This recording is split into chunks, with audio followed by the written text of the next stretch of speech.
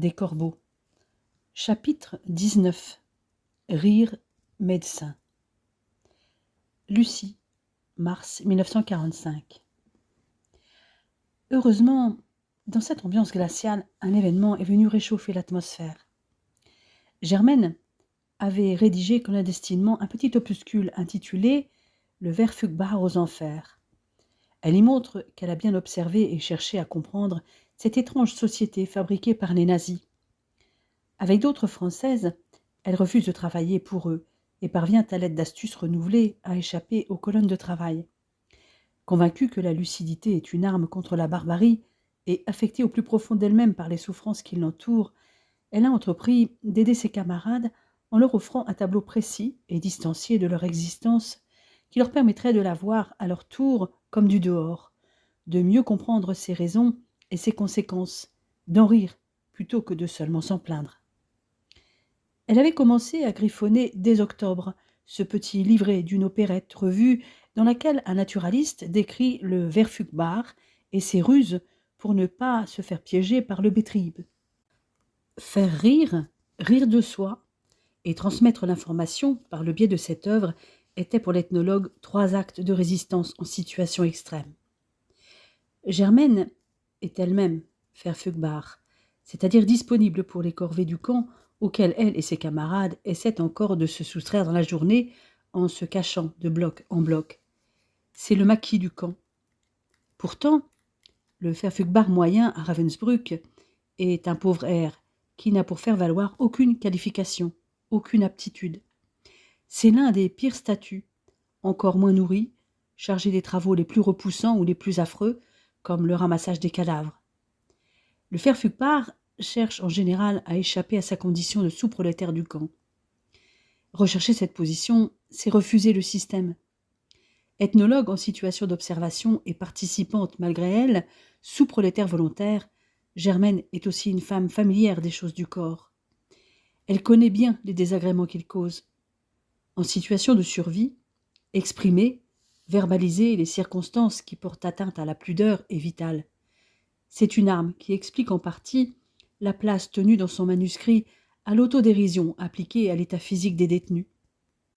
Le ver Fugbar aux enfers est une opérette revue, un genre qui n'existe pas, qui relève non seulement de la comédie musicale, mais aussi du musical, un genre plutôt déroutant pour décrire la condition des détenus concentrationnaires. Caché au fond d'une caisse d'emballage pendant que ses camarades du commando Bekleidung travaillaient au déchargement des wagons en provenance des pays occupés par le Reich et triaient les biens pillés par les nazis, Germaine enchaînait les vers de sa revue. Le soir venu, dans les baraques étouffantes, elle récitait à la joie générale les scènes désopilantes dans lesquelles un naturaliste décrit l'étrange espèce des ver Fugbaren, ces détenus qui essaient d'échapper aux corvées du jour. Communicatif et tonique, le rire contribue à créer une communauté. Il aide à survivre. Résister par le rire, emballer quelque chose de grave dans quelque chose de gai, mais sans le désagréger, est une opération de survie qui s'accompagne d'une opération vérité, en ciblant les victimes elles-mêmes. Exutoire bien connu, les histoires drôles ont toujours proliféré dans les régimes totalitaires, mais elles visent en général les autorités. Ici, la tête de Turc n'est pas le dictateur, mais ses serviteurs et surtout ses sujets. L'humour noir et l'autodérision tendent aux détenus un miroir sans pitié.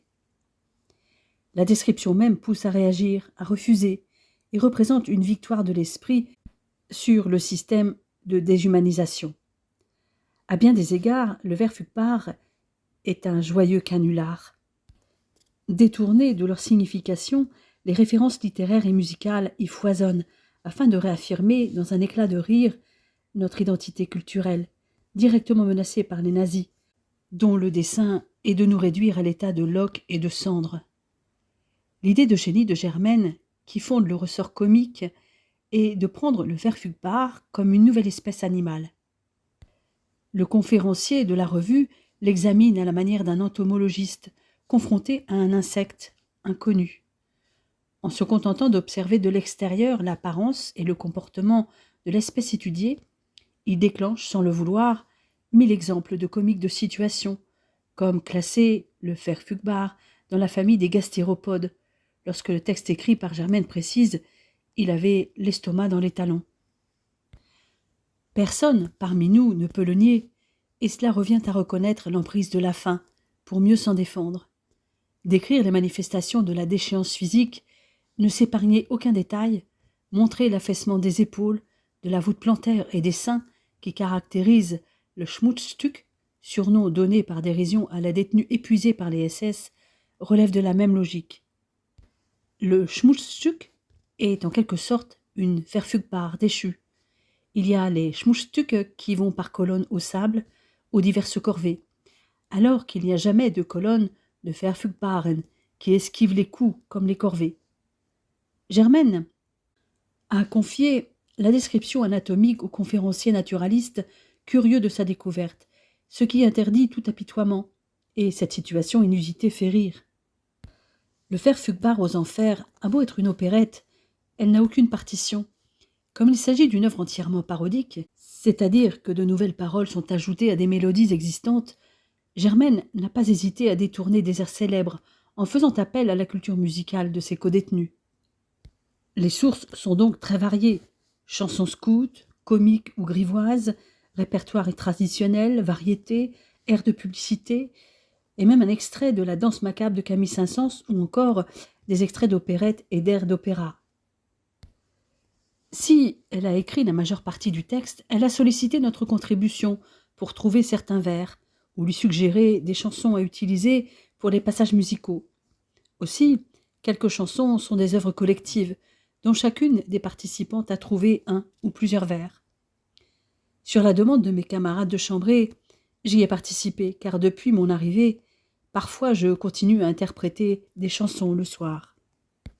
J'ai surtout un rôle de soliste pendant la représentation. Nous sommes plusieurs à chanter, de tous âges, en solo ou en chœur. Dans le premier acte, situé au printemps 1944, la première chanson que je chante avec une autre fille est sur l'air d'une chanson de 1934 que chantait Jean Sablon, Mamie. Les paroles donnent le ton de ce qui vient ensuite. J'avais une grande maison où je cachais sans précaution des juifs avec des nez trop longs et des gens de toutes conditions. Il y avait même des munitions tombées par hasard d'un avion. Je ne sais pas ce qui s'ensuivit, c'est peut-être pour ça que tu es ici.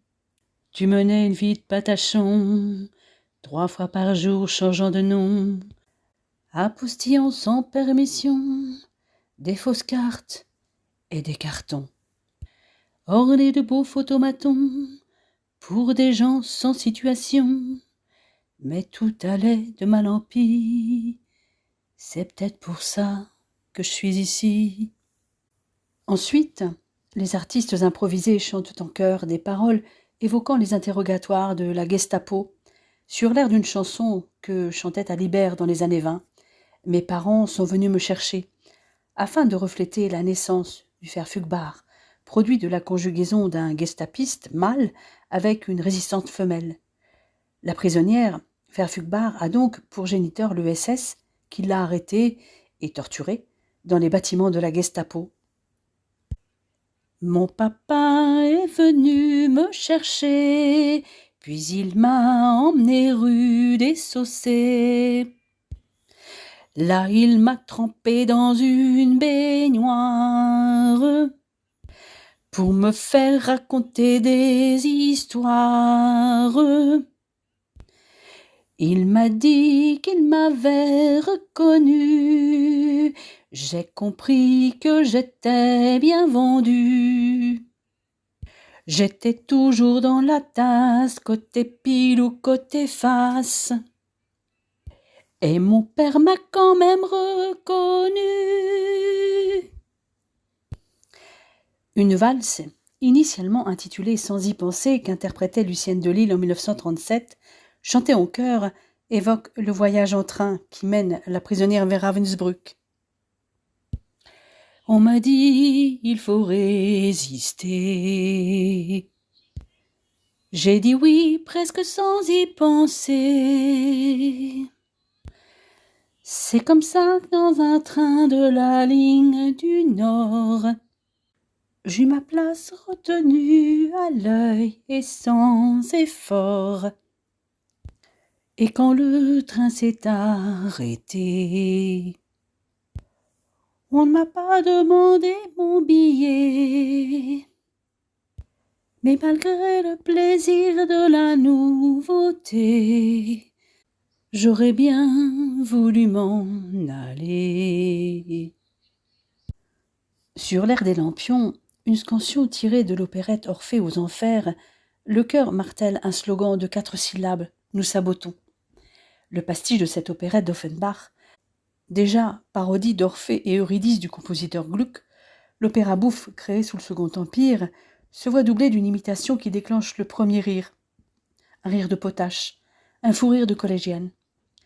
Est ensuite abordée la détérioration de l'apparence physique des détenus en raison de la malnutrition, des mauvais traitements et du manque de soins, et plus particulièrement la perte de féminité qui en découle, sur l'air d'eau claire de la lune.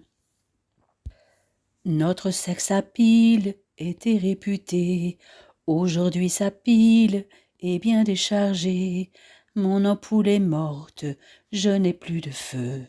Ouvrez-nous la porte pour l'amour de Dieu. Une autre référence musicale poursuit la thématique de la perte de la féminité avec les petits païens, un air tiré de l'opérette Fifi. Les petits païens en question étant les saints qui, devenus tombants, sont évoqués par la phrase « tomber dans la dévotion ». La mélodie étant fredonnée par le chœur sur un rythme de marche funèbre. Germaine n'a eu de cesse de relever tous les éléments les plus frappants ou les plus originaux de la vie dans les camps, afin d'animer son opérette. Elle s'est ainsi attardée sur les julots du camp, ces femmes dites asociales, issues du Grand Reich pour la plupart, et qui mènent une existence homosexuelle voyante, non qu'elles aient été internées pour ce mode de vie, l'homosexualité féminine n'étant pas réprimée par les nazis, mais parce que les conditions carcérales les conduisent à ce comportement. Sur l'air d'une chanson grivoise des années 30, notamment dans les milieux étudiants, le registre scatologique est exploité pour décrire la difficile digestion du Verfügbar, l'évocation des conditions dégradantes dans lesquelles nous avons accès à ce qu'on appelle water, en français, toilette en allemand, réussit même à susciter une gaieté espiègle. Le texte remanié dit ceci: quand un Verfügbar n'a plus de voix, il a du moins un instrument charmant, mieux qu'un luth, il exécute le chant du coq avec le trou de son. Un passage chanté par le chœur sur un slow fox de 1939, intitulé Mon ange, voit l'ange en question devenir la Blokova, loin d'être angélique et abusant souvent de son pouvoir. Blokova qui veillait sur nous, Blokova, ayez pitié de nous. Vous qui êtes notre gardienne sur notre ration quotidienne, s'il vous plaît, ne rognez pas tout, mon ange. Quand enfin descend le soir, quand arrive l'heure de l'espoir, gueulez pas comme un putois, accordez que sous votre toit un peu de sommeil entre eux quelquefois. La mélodie d'une chanson grivoise créée en 1914 et que chantaient les prostituées à Romainville a aussi été reprise pour illustrer la cruauté imaginative de Kate, la Blokova du bloc de Germaine. Le premier couplet et le refrain donnent un bon aperçu de la chef de bloc. Après 6 nuits de veille, quand le dimanche matin nous crevons de sommeil, un cri retentit qu'on connaît bien. « Schnell, los, raus, en bas !» Cette semaine, on ne dort plus. C'est l'ordre du commandant de faire le recensement de tous les cure-dents. Et le refrain s'intitule ainsi « Elle est en peau de vache, c'est une vieille ganache, à la patte qui ne tient plus, à la cervelle tordue. Avec notre peau de vache, nous jouons à cache-cache, mais le moment venu, gare au coup de pied haut. » Même les NN comme moi sont évoqués sur un air tiré de l'opérette Trois valses de 1937. Nous ne sommes pas ce que l'on pense, nous ne sommes pas ce que l'on dit. Le secret de notre existence, la Gestapo ne l'a pas dit. La chanson détournée de chansons tristes d'Henri Duparc parle de la nostalgie du pays et de la liberté, et surtout de la libération du camp qui nous aide à survivre. La chanson originale est un morceau que je chante souvent au Révire pour les malades, et que Germaine a aussi chanté à sa sœur mourante, alors que cette dernière séjournait à l'infirmerie du camp annexe de Neubrandenburg.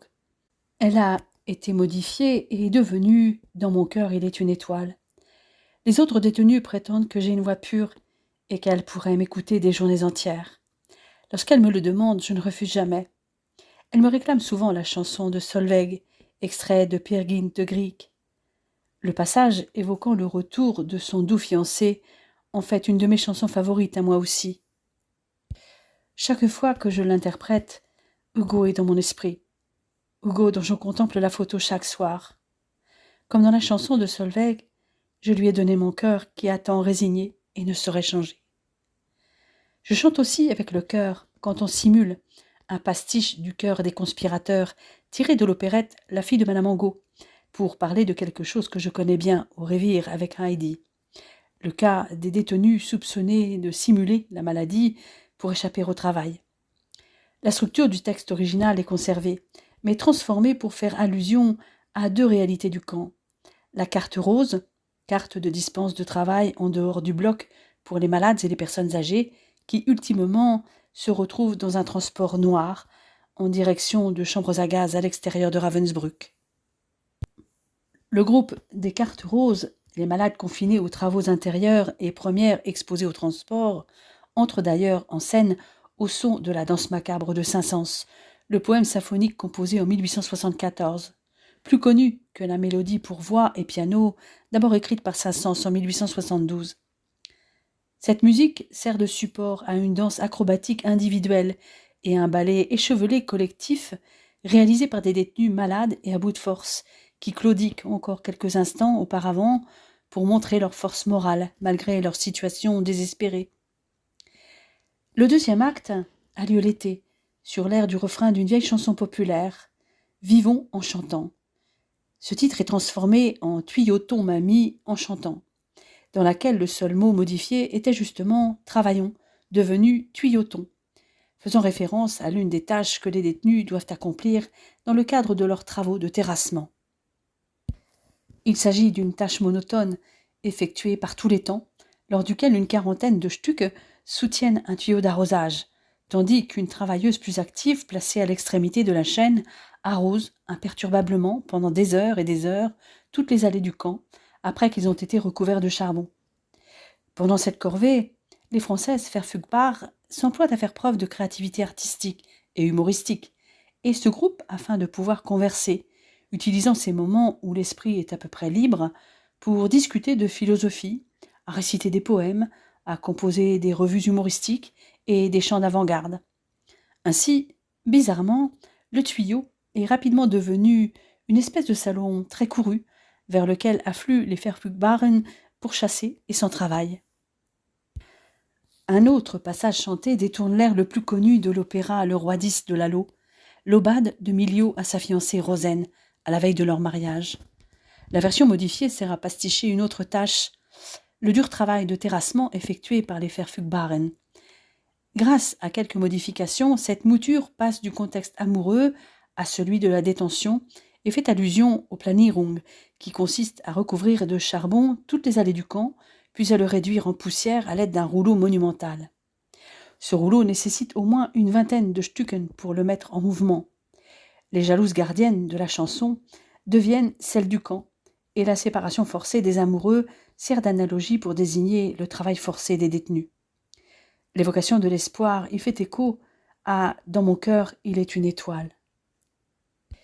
Le thème du terrassement et de la route est encore abordé dans d'autres passages chantés, issus du mouvement scout. Dans La route est longue, devenue La route est longue, longue, longue, la parodie décrit sans phare cette tâche pénible, ainsi que la volonté de résistance des terrassières qui cherchent par tous les moyens à ralentir l'avancement du travail et ainsi contrecarrer les projets des dirigeants du camp. Une autre chanson, intitulée « Un SS gueulait » au lieu d'un jeune homme chantait de Piaf, utilise la chanson sentimentale à succès pour décrire sans détour la violence d'un SS envers des détenus. Le texte reste très proche des paroles originales, mais toujours par la négative. Pas de fleurs au corsage des jeunes filles, pas de douceur dans leurs yeux, et elles courent non pas pour rejoindre un amoureux, mais pour échapper à un tortionnaire. C'est moi qui la chante. Sur la route, la grande route, un SS va gueulant. Sur la route, la grande route, 30 filles vont chantant. Pas de fleurs à leur corsage, dans leurs yeux, pas de douceur. Pas de fleurs à leur corsage, mais de l'espoir plein leur cœur. Un SS gueulait, 30 filles chantaient.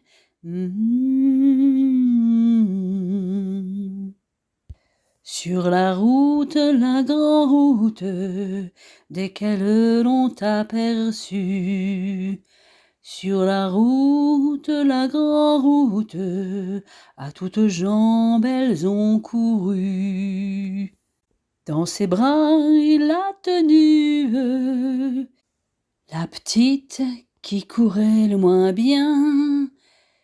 Dans ses bras il l'a tenue, ça lui a cassé les reins. Un SS gueulait, 29 filles couraient.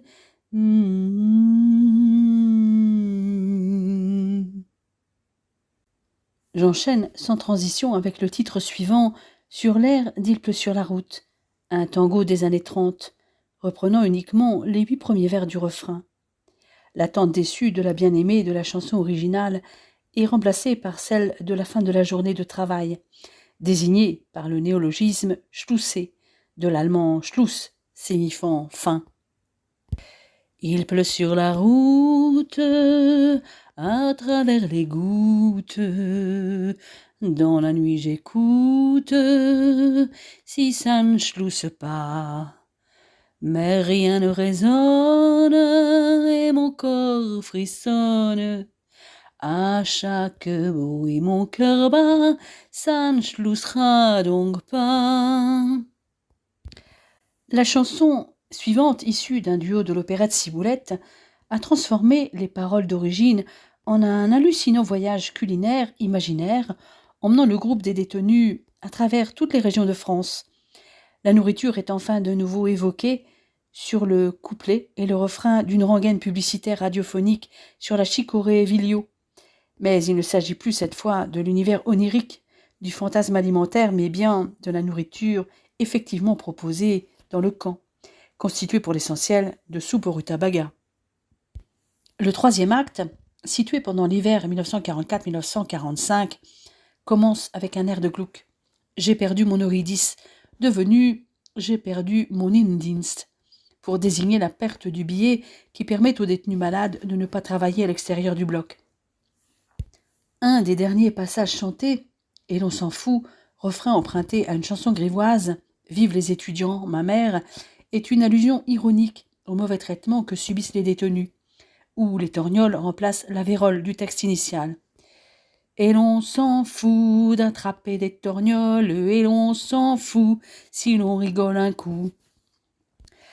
Pour survivre, les Verfügbar chapardent un maximum de choses qui peuvent être utiles à elles-mêmes ou à ses camarades. Nous sommes toutes à bout de force. La mort est elle-même l'objet de plaisanteries, une mort qu'il s'agit de voir en face. À la question sur la durée de vie du Verfügbar, le conférencier déduit au regard des rations du camp une espérance de vie de 3 ans pour les détenus. Procédé cocasse pour une réalité angoissante, catharsis de la peur par le rire. Du fond de l'enfer, Germaine montre que nous sommes prêtes à rire de tout ou presque. Que l'ironie voltairienne et le rire nietzschéen peuvent aussi faire partie de la culture concentrationnaire. Au moins, interpréter cette œuvre m'a apporté un peu de réconfort grâce à l'humour. Je ne pense pas être la seule à avoir bénéficié des bienfaits du rire, que ce soit pendant la conception de cette opérette ou dans son interprétation. Cette comédie reflète bien l'absurdité de notre situation, mais aussi notre capacité à résister face à l'horreur de notre quotidien. Ces intermèdes sont donc des moyens, pour mes camarades et moi, de nous exprimer sur ce que nous vivons au quotidien. Germaine, à travers cette œuvre critique, apporte un témoignage précieux et nous permet de supporter les conditions de vie inhumaines du camp. Elle m'a donné la force de survivre dans cet enfer, même si ce qui m'aide encore plus, ce sont les photos de moi avec Hugo et les mots d'amour qu'il m'avait laissés pendant les quelques mois où nous avions été ensemble.